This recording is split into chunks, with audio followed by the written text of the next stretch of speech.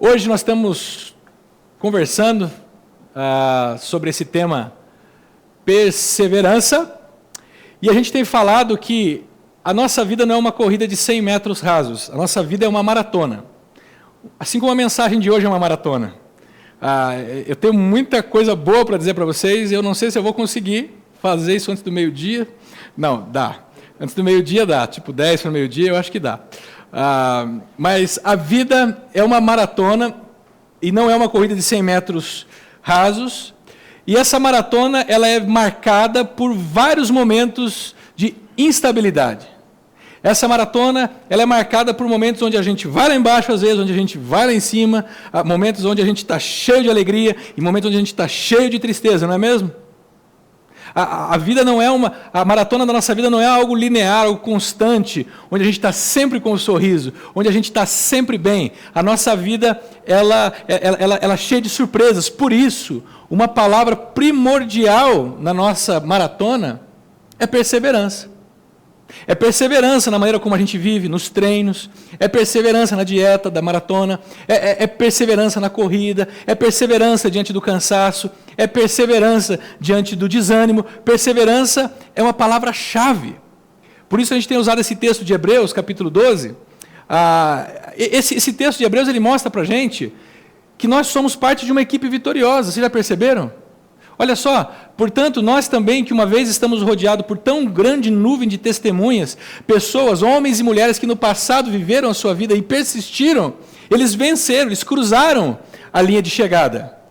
Nós também entendemos que livrar-nos de pesos e amarras é essencial nessa maratona.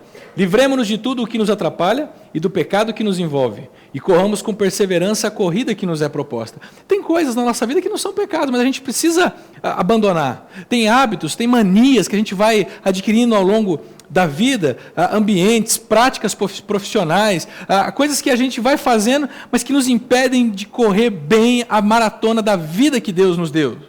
Mas também existem pecados. E eu não estou falando de tropeços. Eu não estou falando de pecados que são coisas que você faz pontualmente no dia a dia, mas eu estou falando de coisas que deixaram de ser acidentes, coisas que deixaram de ser apenas um tropeço e se tornaram estilo de vida. Hábitos, pecados que a gente abraçou e disse, vamos viver neles, vamos viver com eles. A gente precisa sair disso para poder correr bem a maratona. Esse texto também diz para a gente que o nosso maior estímulo deve ser Jesus, porque a gente deve correr a maratona tendo os olhos fitos em Jesus, autor e consumador da nossa fé. Esse negócio de jogar para a torcida, de correr para a torcida, não resolve e não nos ajuda a correr a maratona. Porque às vezes a gente faz as coisas olhando para a torcida, olhando para quem está aplaudindo, querendo ser aplaudido, querendo aparecer.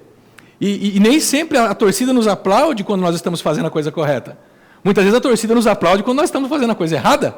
Por isso que a gente precisa olhar para Jesus. Ele é o nosso modelo, é Ele que está na linha de chegada dizendo para mim e para você, vem meu filho, não desanima, vamos seguir em frente, eu estou contigo. Assim como Ele fez com todos os maratonistas da fé ao longo da história, Ele tem feito e vai fazer também na minha vida e na sua vida. Então, você que não esteve aqui nas últimas 2 semanas, só para dar uma revisão para você, a gente falou na primeira semana sobre a maratona de Abraão. E a maratona de Abraão nos desafia a confiar nos caminhos de Deus, no tempo certo e da forma certa. Lembrar que Deus tem realmente um plano para as nossas vidas. Deus está fazendo uma promessa. Sabe quando a gente vai para a Bíblia, a gente vê uma promessa que está constantemente escrita. Eu vou cuidar de você. Isso está o tempo todo nas Escrituras, Deus falando para os seus servos, eu vou cuidar de você. Só que daí a gente, na tentativa de dar uma forcinha para Deus, a gente pega alguns atalhos. E quando a gente pega esses atalhos, a gente faz besteira. Por isso que a maratona de Abraão nos ensina o seguinte, olha, ande no Senhor, ande nos caminhos dele. Ele vai fazer no tempo certo e da maneira certa. Apega-se ao Deus da bênção e não às bênçãos de Deus.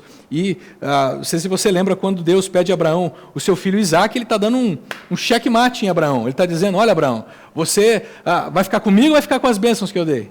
Porque as nossas bênçãos podem se tornar ídolos nas nossas vidas. As bênçãos que Deus nos dá. Então nós precisamos ter muito claro na nossa mente aonde que nós estamos. Se nós estamos com Deus das bênçãos ou se nós estamos apenas querendo as bênçãos de Deus.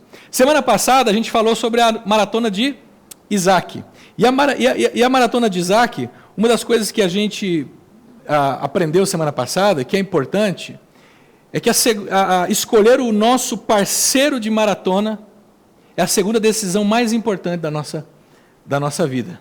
Eu procurei mostrar aqui para os jovens, para o pessoal que está solteiro, o pessoal que vai buscar um parceiro, que essa não é uma decisão periférica, essa é uma decisão primordial.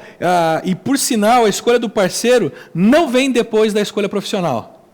A escolha do parceiro, biblicamente, ela vem primeiro, ela vem antes da escolha profissional. Só que o que nós estamos fazendo como sociedade é invertendo as coisas. A gente ensina os nossos filhos a escolher primeiro a profissão e a gente não está nem aí para ensiná-los a escolher o parceiro. E muitos de nós nos esquecemos que quem os nossos filhos escolher como parceiros de maratona vai determinar a nossa felicidade na velhice. Né? Porque ter um genro, ter uma nora que não vai com a nossa cara, não vale dinheiro, não vale status, não vale nenhum sucesso profissional do seu e dos meus filhos. Eu disse que depois de decidido para onde você vai, a segunda decisão mais importante é com quem você vai. Outra coisa também que a gente aprendeu na Maratona de Isaac é que a nossa vida, com relação a essa decisão, com relação ao parceiro, ela deve obedecer um princípio. Primeiro, princípios. Depois, paixão. Pai, oriente os seus filhos a priorizarem primeiro os princípios e depois a paixão. Jovens adultos, pós-casados, divorciados, viúvos, vocês não estão isentos dessa regra. Vocês também precisam prestar atenção nesse princípio. A gente se deixa às vezes levar pela paixão, e quando a gente se deixa levar pela paixão, a gente não tem mais espaço para princípios. A gente escolhe parceiras às vezes baseado na paixão, e depois a gente se quebra todo. E ao longo da história, maratonistas da fé, ou maratonistas seculares, via de regra, pessoas que colocam paixão à frente de princípios, se dão muito mal. Mas hoje, eu quero conversar com vocês sobre um outro maratonista. O nome dele é Jacó. E eu vou começar falando do Jacó a partir do seu nascimento. O texto bíblico, lá em Gênesis, depois durante a semana você dá uma lida, ele vai falar sobre Jacó e tem muito detalhe, sabe? Eu não vou conseguir falar sobre todos os detalhes da vida de Jacó. Eu acho que dos 3 patriarcas, o Abraão, o Isaac e o Jacó é o que tem mais detalhes nas Escrituras. Então não vai dar para a gente conversar sobre tudo. O fato é que Rebeca, a mãe de Jacó, ainda grávida, percebe que tem 2 crianças no seu ventre, sendo geradas, e percebe que tem 2 crianças lutando por espaço dentro do seu ventre. E diante disso, ela recebe uma mensagem de Deus, que diz assim: 2 nações estão no seu ventre, já desde as suas entranhas 2 povos se separarão, um deles será mais forte que o outro, mas o mais velho servirá ao mais novo. Vou tentar atualizar isso aqui para vocês entender direitinho o que está dizendo aqui. Isaac e Rebeca vão fazer o pré-natal, e eles resolvem fazer uma ultrassonografia colorida, né, para ver direitinho como é que está lá. E o médico olha e diz assim, fala: opa, tem 2 crianças aqui, hein? Só que tem um problema. Uma está com uma camisa azul, um shorts branco, e a outra está com uma camisa alvinegra, né, branca e preta. Vai dar problema isso daí. Né? Eles estão, um tem uma raposa costurada na camisa e o outro tem um galo costurado na camisa. Como é que vai fazer isso aí? E um vai ser campeão e o outro vai ser... rapaz! Olha só. E aí vem a profecia de Deus dizendo que o mais velho será o mais forte. Mas só por algum tempo. Mas que esse mais velho, que aparentemente é o mais forte, vai servir ao mais novo. E isso é imprescindível você entender, isso é imprescindível para você entender o que vai acontecer depois na vida de Jacó. Só que na hora do parto, primeiro nasce o Esaú. Eu não sei com qual camisa o Esaú estava vestido. Então dá para saber quem que era o campeão, é o cruzeirense. Olha só, na hora do parto o Esaú nasce e Jacó vem no vácuo do irmão. Ele vem agarrado no calcanhar do irmão, procurando o embalo do irmão. Por isso Jacó é chamado de aquele que agarra o calcanhar. Mas que também tem o sentido na cultura da época daquele que age traiçoeiramente. É impressionante como que essa marca de ser traiçoeiro vai ser uma marca na vida de Jacó.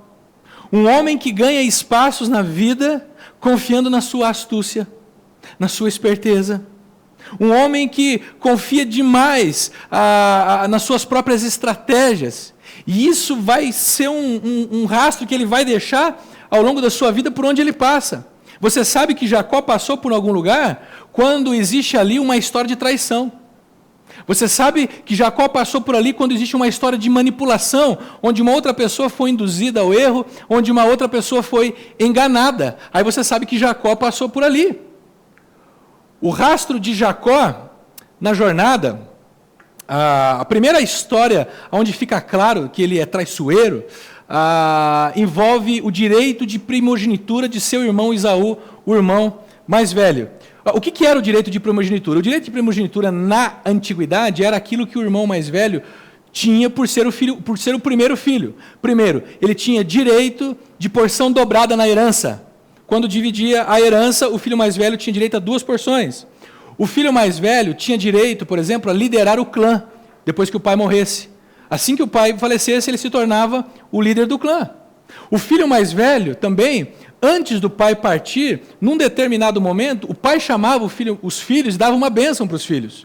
Mas para o filho mais velho, ele dava uma bênção mais especial, porque o filho mais velho seria o dono do clã. O líder do clã. Esaú, que era o filho mais velho, tinha o direito de primogenitura.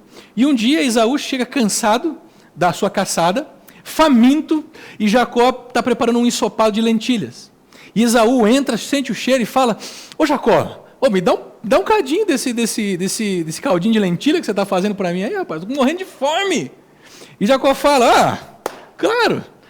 O Jacó, aquele que age traiçoeiramente, diz o seguinte: claro, te dou quanto você quiser, mas olha, a gente precisa combinar um preço aí, né? O que você vai me dar em troca? Vamos fazer uma negociação aí. E aí Esaú fala: tá bom, qual? Aí Jacó diz: olha, eu te dou um prato, de ensopado de lentilhas, se você me der assim o seu direito de primogenitura. Se você der todo o seu direito de primogenitura para mim, eu te dou um prato de lentilhas. Negoção, hein? Por incrível que pareça, Esaú topa. E Esaú é o retrato, sabe de quem? Dos velocistas e não dos maratonistas. Porque Esaú, ele é o tipo do cara da nossa sociedade que está sempre preocupado e condicionado a resolver as coisas no momento.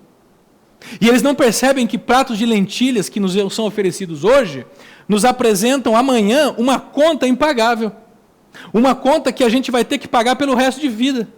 Um prato de lentilhas, às vezes, parece uma solução no presente, mas que se torna um problemão que a gente vai carregar para o resto da vida. E aí o que acontece? Então, Jacó serviu a Esaú pão com ensopado de lentilhas. Ele comeu e bebeu, levantou-se e se foi. Assim Esaú desprezou o seu direito de filho mais velho. E essa palavra desprezou, gente, ela é repetida lá em Hebreus, quando fala de Esaú, e quer dizer que Esaú foi irreverente para com o direito de primogenitura que ele tinha, para com o privilégio que ele havia recebido. O mesmo acontece com a gente. Quando nós somos irreverentes com o privilégio que Deus nos dá de sermos chamados filhos dele, nós somos irreverentes com o privilégio que Deus nos dá de podermos desfrutar do amor dele. Quando a gente é reverente pelo fato de que Deus nos chama de filhos amados e que Deus tem um plano para a nossa vida, mas a gente despreza isso. Deus diz que vai cuidar da gente, mas a gente despreza esse tipo de coisa. Diante de um prato de lentilhas, uma coisa imediata, passageira, a gente é irreverente para com todo o amor de Deus por nós. Talvez alguns não estão conseguindo entender o que eu estou querendo dizer com pratos de lentilhas. Então deixa eu fazer uma coisa. Às vezes, na atualidade, pratos de lentilhas, eles nos são apresentados com uma aparência um pouquinho diferente. Existem pratos de ensopado de lentilhas que, por exemplo, nos são apresentados como uma negociação ilícita, mas que possivelmente vai resolver o nosso problema financeiro, pessoal, ou da nossa empresa, naquele momento. E aí a gente se esquece que é Deus quem está cuidando de nós. Só que a gente despreza isso e tenta fazer do nosso jeito. E paga um preço caro depois. A gente é reverente para com o amor de Deus, porque Ele fez uma promessa, dizendo, vou cuidar de você. Só que como a gente despreza isso, a gente aceita o prato de lentilha. Às vezes o prato de lentilha tem assim 1,80 m, moreno, olhos verdes, bom papo, carro importado, mas é ensopado de lentilhas. Filho de cananeu. Para quem estava aqui na semana passada, sabe o que é? Estou dizendo. Às vezes o prato de lentilha é uma morena, uma loira, estonteante, bonita. Mas os pratos de lentilha estão aí, gente. E os pratos de lentilha são propostas que num primeiro momento a gente acha que vai resolver o nosso problema.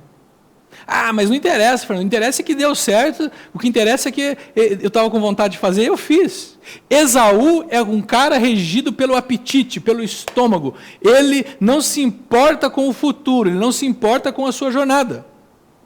Num segundo momento que fica claro o rastro de traição na vida de Jacó, é no momento da bênção especial do seu pai. É o momento que Isaac, o seu pai, chama os seus filhos para dar aquela bênção que eu falei para os filhos antes de morrer. E um dia Isaac chama o filho Esaú, que é o filho mais velho, e fala assim, filho, olha, eu já estou velho, vai caçar alguma coisa para mim, faz um ensopado para eu comer, porque eu estou prestes a morrer e eu quero abençoar você, meu filho. Percepção errada de Isaac. Isaac acha que está prestes a morrer, mas ele ainda vai durar mais 20 anos. E quando Isaac está falando isso com o seu filho Esaú, Rebeca está na cozinha, só de olho, só escutando a conversa. E ela chama o Jacó, o filho preferido dela, porque Esaú era preferido de Isaac. Rebeca chama o Jacó e fala assim, meu filho, corre lá no quintal, vai lá, pega 2 cordeirinhos lá, traz aqui que eu vou fazer um ensopado rapidinho. Você vai entrar lá no quarto do seu pai, você vai se passar por Esaú, porque o seu pai vai dar uma bênção para o Esaú, e como ele está em idade avançada e ele é cego e não enxerga mais, você vai pegar a bênção de Esaú. Mas mãe, eu vou enganar o pai? Não, fica tranquilo, é por minha conta.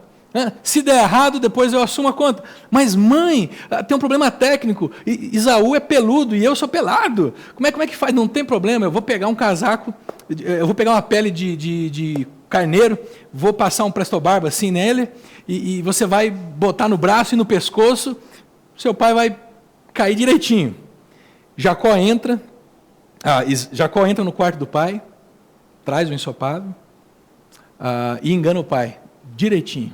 O pai bem que desconfia e diz assim, gozado, é voz de Jacó. Mas você está me dizendo que você é Esaú? Deixa eu encostar no seu braço, meu filho.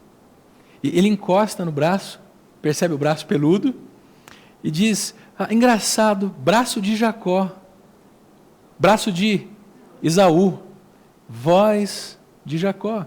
Chega aqui perto de mim, deixa eu cheirar você. Provavelmente tinha posto uma roupa de Esaú, e o pai sentiu o cheiro de Esaú, e ele diz, gozado, voz de Jacó, braço de Esaú, cheiro de Esaú. Meu filho, como é que você conseguiu essa caça tão rápido? E aí Jacó coloca até Deus na mentira. Porque Jacó fala assim, eu saí à caça e o seu Deus colocou uma caça rapidinho para mim, pai. Olha que coisa interessante. E aí Isaac abençoa Jacó pensando ser Esaú. Existe uma série de equívocos nessa história, e eu queria chamar a atenção para você no seguinte. Quando a gente lê as Escrituras, nós não estamos buscando heróis para tê-los como referência, como alguns pensam. Porque o único que nós devemos ter como referência é aquele que está na linha de chegada. Jesus. Nos dizendo, vem comigo, estou contigo. Porque quando você vai ler histórias desse tipo, gente, eu diria, essa família é a família bíblica. Vocês estão vendo quanta besteira, quanta coisa complicada tem dentro dessa família? Essa família é a família bíblica, ela não é perfeita. Ou seja, ao longo da história, a gente vai percebendo que a nossa família não consegue chegar no padrão que alguns livros, por exemplo, principalmente alguns livros norte-americanos, trazem para a gente aquela pressão para que a gente viva uma família perfeitíssima. E que a espiritualidade brasileira, às vezes, tenta 5 passos para se ter uma família perfeita, 21 atitudes para se ter uma família perfeita. Não! A família bíblica é essa daí, esses camaradas. E quando a gente lê e a gente vê essa história, sabe o que a gente percebe? Esses caras precisam de um Salvador. Essas famílias precisam de um Salvador. As nossas famílias precisam de um Redentor para nos salvar, porque nós somos o retrato dessa família da Bíblia. Quando você percebe a história desses caras, você vai perceber que eles precisam de um Salvador. Olha o Isaac está errado nesse negócio, não está? O Isaac certamente ouviu da esposa dele, a Rebeca, quando Deus falou para ela aquela mensagem, no começo, quando os meninos estavam no ventre. Ele ouviu que Deus falou que o mais velho ia servir o mais novo. Só que Isaac tem preferência por Esaú. E mesmo assim, ele insiste em abençoar Esaú. O Isaac certamente ouviu que o seu filho Esaú foi irreverente com o direito de primogenitura e trocou o direito de primogenitura por um prato de lentilhas. Mas Isaac insiste em abençoar Esaú. E está errado. Rebeca também está errada. Porque Deus prometeu algo para Rebeca quando disse que o filho mais velho serviria ao mais novo. Mas ela não é Deus. E ela está tentando dar uma força para Deus, está tentando ajudar Deus a cumprir a promessa dele. Deus não precisa de ajuda. Eu diria que esse é um dos grandes pecados de mães. Vocês sabiam? Porque mães adoram brincar que são Deus. Vocês já perceberam disso? Isso. Mães são sempre tentadas a dar uma forcinha para Deus, principalmente quando o assunto é os seus filhinhos. Principalmente quando os seus filhinhos pecam. Quando o assunto é confiar nos caminhos de Deus, elas decidem tomar o controle da situação, passa pela cabeça não passa pelo coração e pela cabeça delas, que talvez Deus não precisa de força.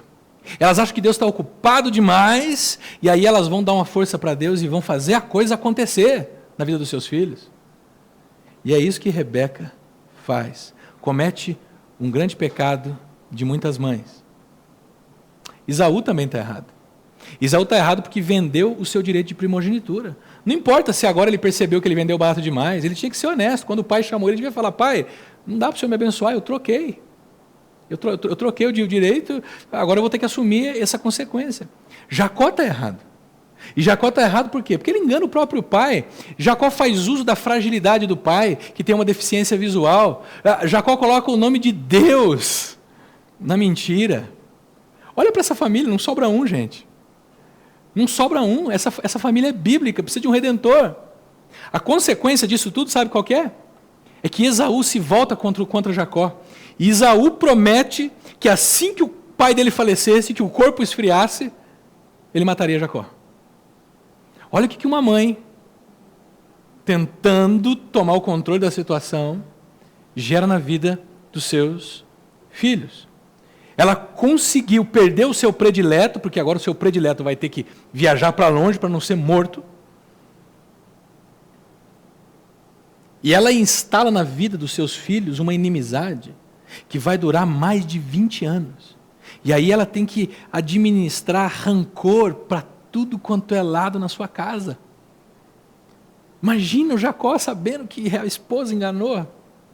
Ou o Isaac sabendo que a esposa enganou. Você está vendo como que às vezes, na tentativa de pegar alguns atalhos, a gente faz besteiras. Que a gente vai, a conta é alta, ela vem depois.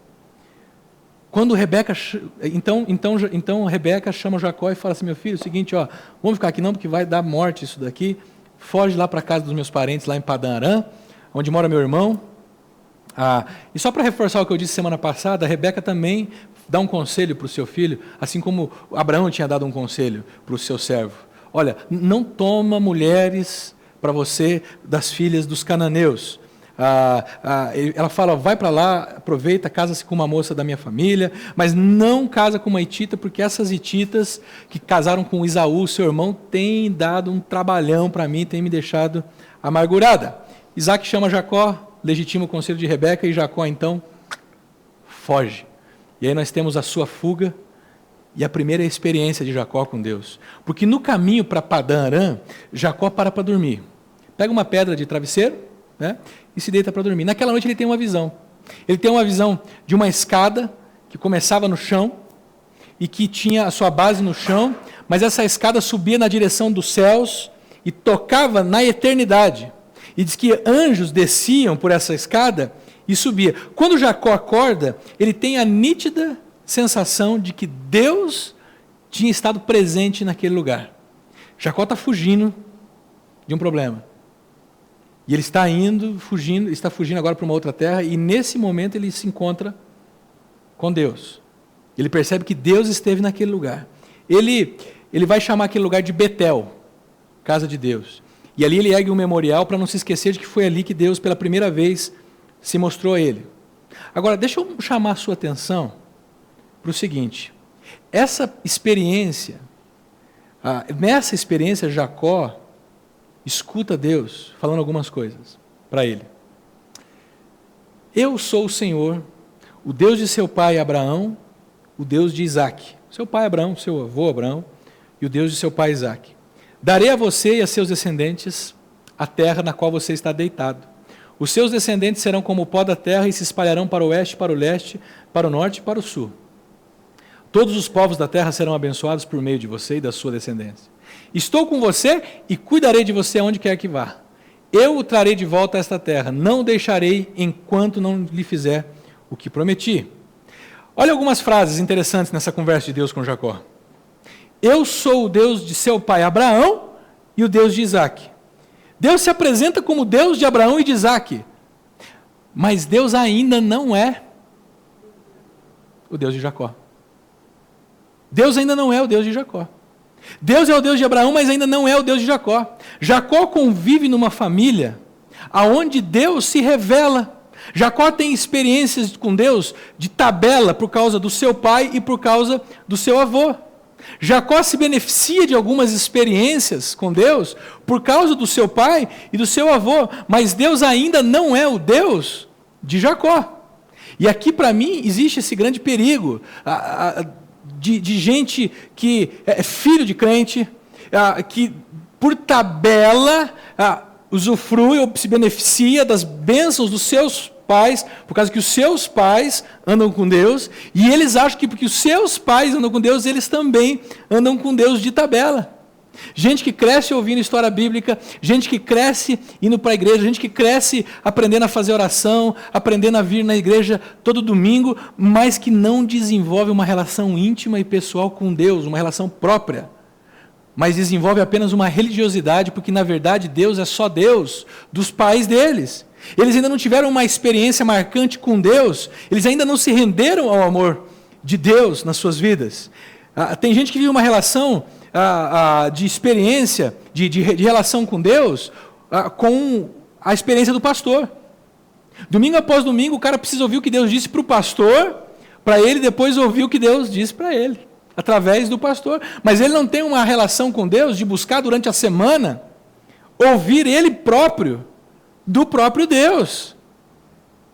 Ele tem que ouvir de alguém, ele tem que ouvir de um líder de grupo de vida, ele tem que ouvir de um pastor, mas ele ainda não criou uma relação profunda e íntima, onde ele ouve de Deus, ele caminha com Deus, onde Deus também é Deus dele.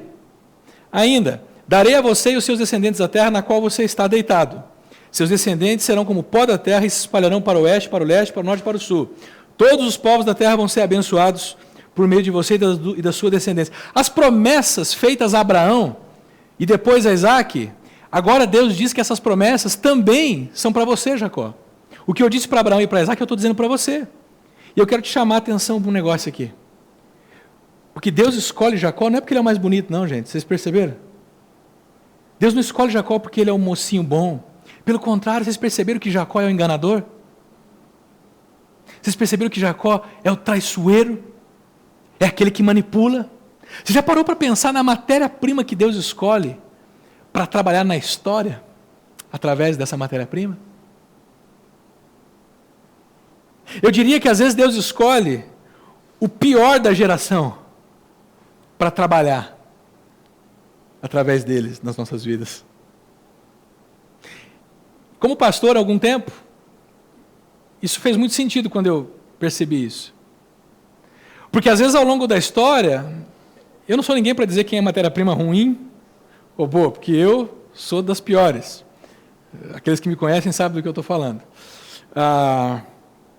Mas eu tenho percebido que algumas pessoas, ao longo da nossa caminhada, que a gente não dá nada, são aquelas que Deus parece que faz de propósito, para pegar e falar, ó, eu vou usar.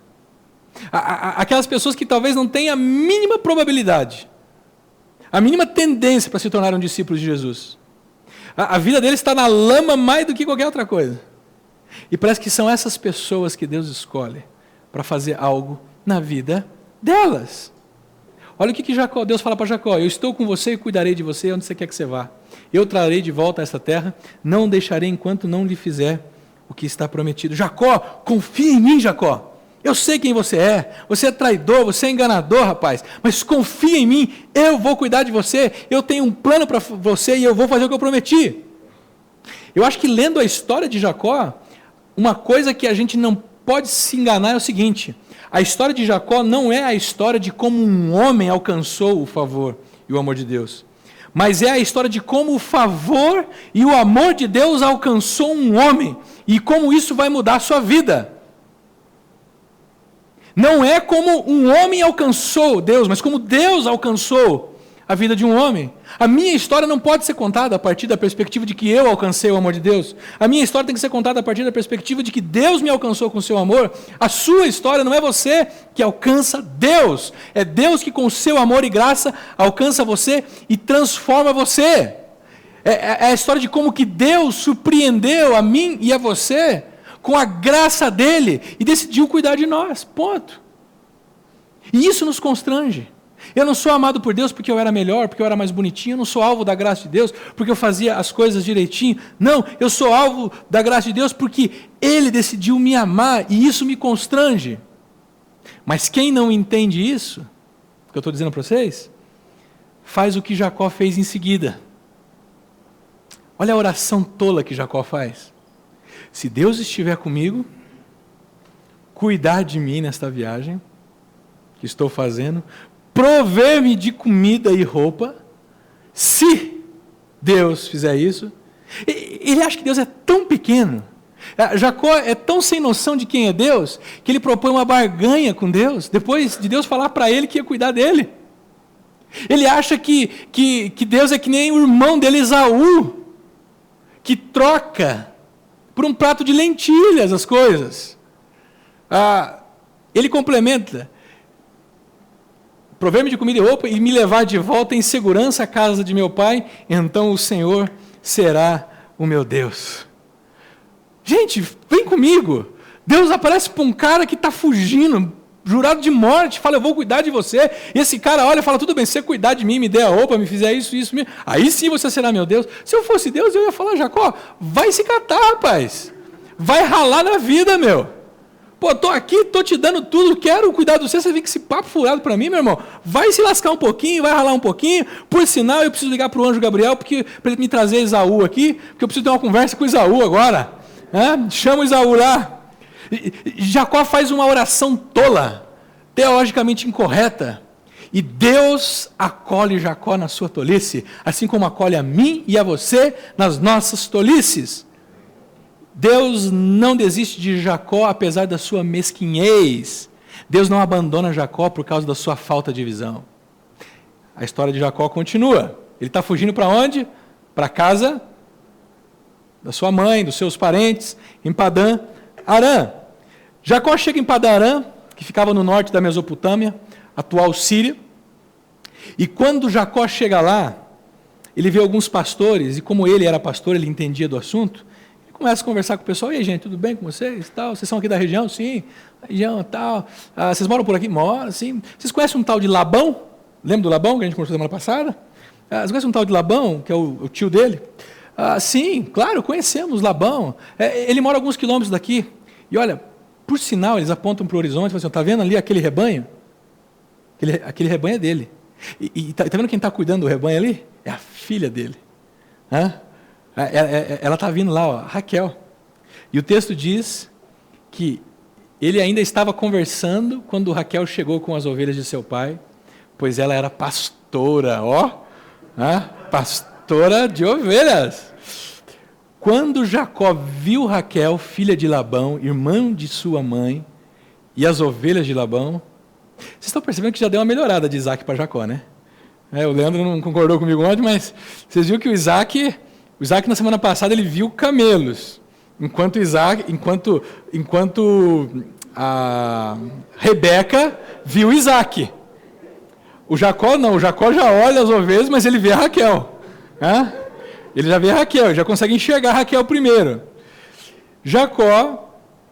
Quando Jacó viu Raquel, filha de Labão, mãe de sua mãe, as ovelhas de Labão, aproximou-se e removeu a pedra da boca do poço e deu de beber às ovelhas de seu tio Labão. E aqui começa um princípio que vai ser uma máxima na relação desse namoro e futuro casamento. Porque Jacó demonstra a capacidade de cuidar de Raquel, vocês perceberam? Jacó tira a pedra do poço, que é onde o pessoal usava para dar de água, dar de beber para os animais, e eles, depois que terminavam, eles tampavam aquele poço. Mas Jacó chega lá, dá uma estaladinha no dedo assim, né, faz um alongamento, e fala, deixa Raquel, deixa comigo que eu tiro. Ele demonstra a capacidade de cuidar de Raquel. Gente, você quer conquistar o seu parceiro? Ou, para os homens, vai, vocês querem conquistar a sua parceira de maratona? Aqueles que ainda não conquistaram? Primeiro, demonstre que você não é mais um menino, que você é um homem. E que você tem capacidade e potencial de cuidar da pessoa que você quer conquistar. Eu preciso falar isso, eu sempre falo, me vou repetir, porque a gente vive numa geração de jovens que trocam o seu corpo por prato de lentilhas. A gente vive numa geração de jovens que trocam a sua dignidade por qualquer balada ou aventura. E é importante você perceber o seguinte aqui. Entregue-se como namorada. Você que está solteiro também, que talvez não é mais jovem, entregue-se como namorada, como esposa, aquele que provar primeiro que pode cuidar de você. Porque se ele tem capacidade de cuidar de você, ele não é mais um menino. Ele é um homem. Você quer fazer do seu namorado um menino? Dê para ele o que ele quer. Você quer fazer dele um homem? Diga para ele assim, tudo bem, te acho lindo, mas você só vai me ter depois que você provar que você é capaz de cuidar de mim. Se você fizer isso, você vai ter um homem. Mas se você quer eternizar um adolescente do seu lado, e a rapaziada tá rindo aí, né? Fala aí. Vocês querem ter um eterno, ou vocês querem ser um eterno adolescente? Se é que vocês são? Meninas, querem que os seus namorados continuem eternamente meninos? Dê para ele o que ele quer antes dele provar para você que ele tem capacidade de remover a pedra do poço, de trabalhar, de sustentar e cuidar da sua vida. Antes dele provar para você que ele pode cuidar de você emocionalmente. Antes dele provar que ele pode cuidar de você fisicamente e espiritualmente. Dê sexo para ele antes disso. E você vai ter um eterno menino na sua vida. Claro, mas não, vai lembrar. Eu vou falar isso aqui, enquanto você estiver ouvindo aqui, isso aqui eu falo pelo menos umas 10 vezes por ano. Então o pessoal já está cansado, Carol, de ouvir. Fica tranquilo. Não, vamos lá.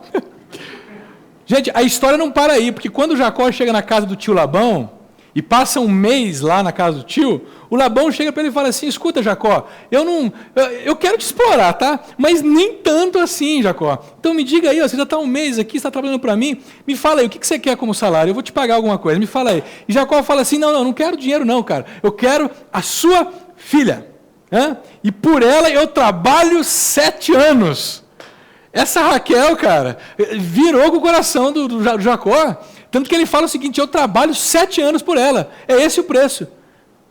Olha esse camarada, está sério no que ele está dizendo. Gente, 7 anos, só para vocês terem uma ideia, a comunidade de aliança está aqui há 6 quase.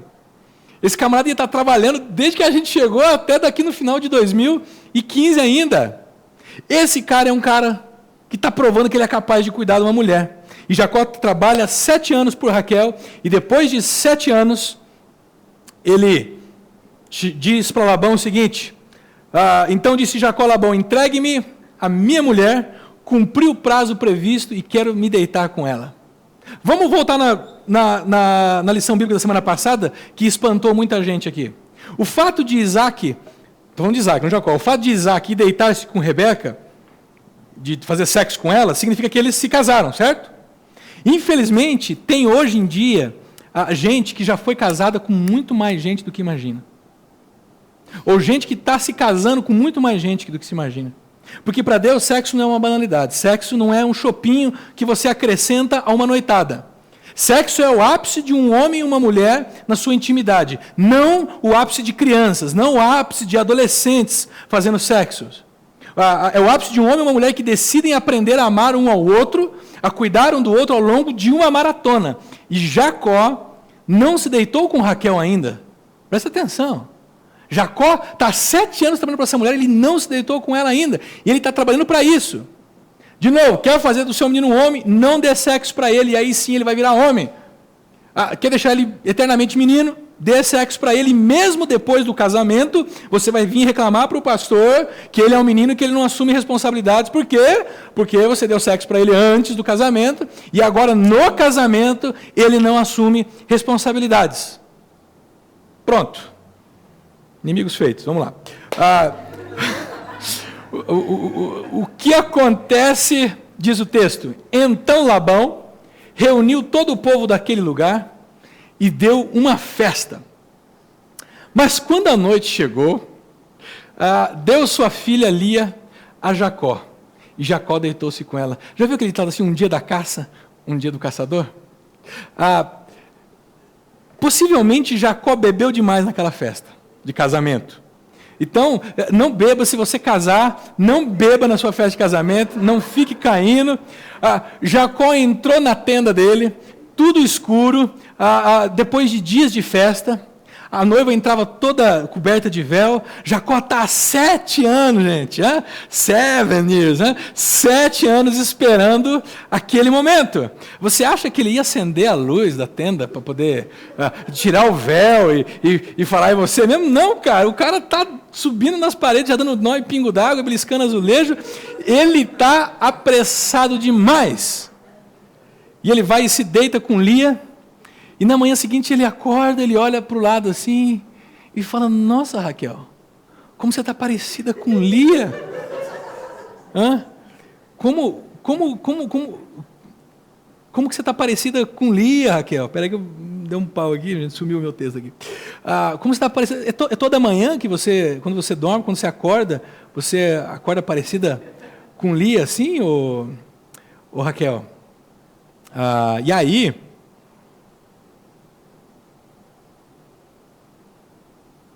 o enganador é enganado. Você já percebeu como que isso é uma coisa que acontece? É uma máxima na vida?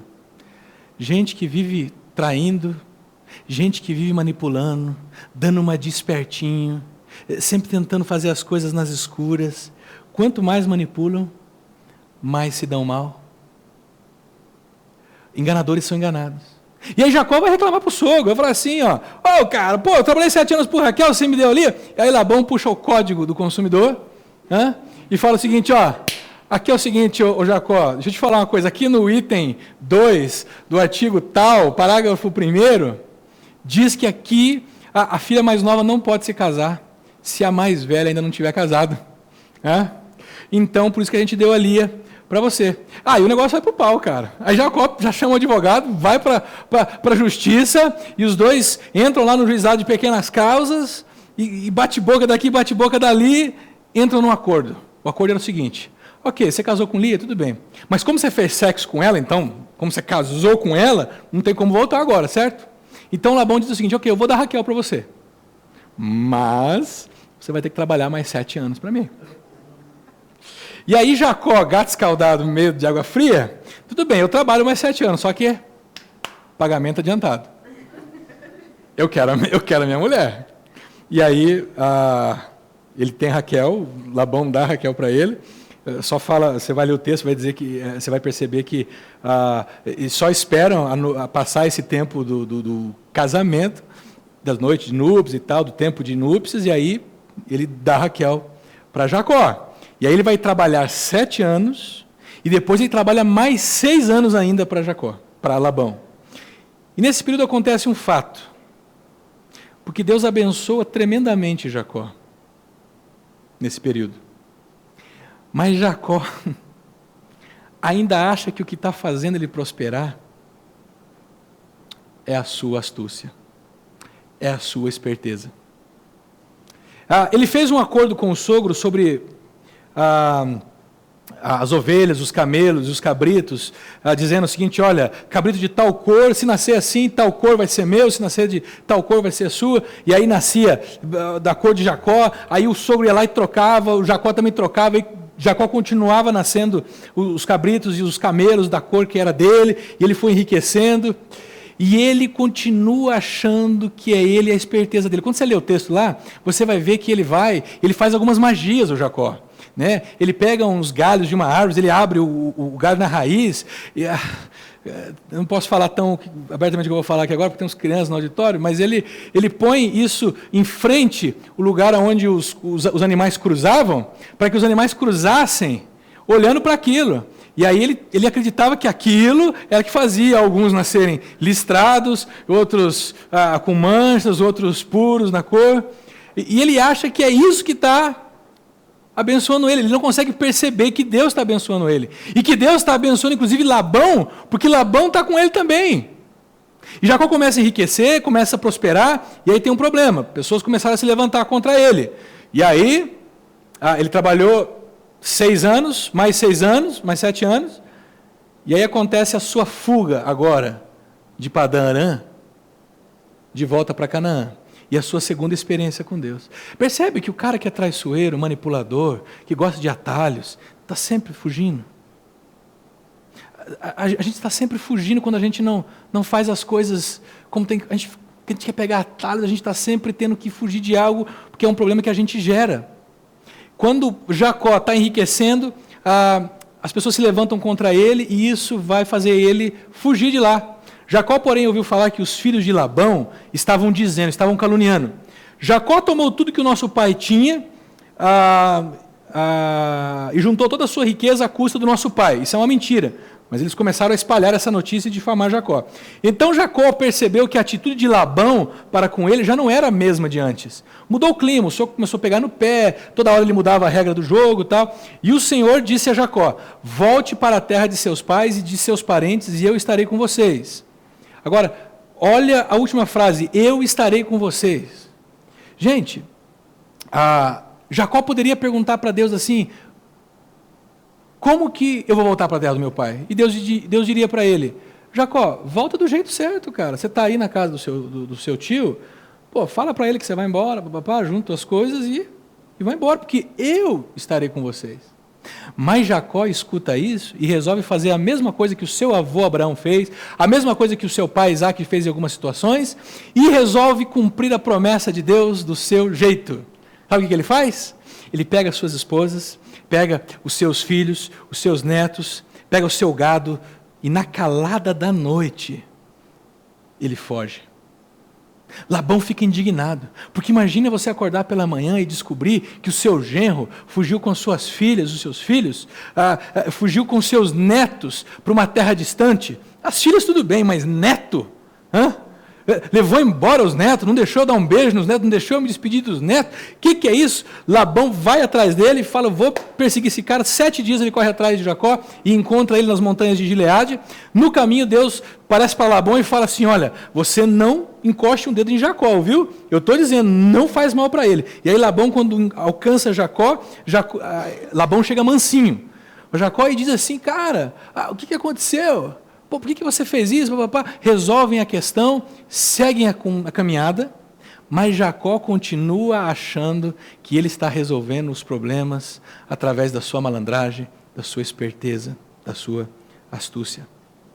E Jacó tem um outro problema aqui, porque para voltar para a terra de Canaã, ele tem que encarar o irmão que prometeu que assim que o corpo do pai esfriasse, ia matá-lo. E lá vem Jacó com a sua astúcia, lá vem Jacó com a sua esperteza, o pegador de calcanhar, o cara que resolve sempre os problemas com jeitinho, manipulando.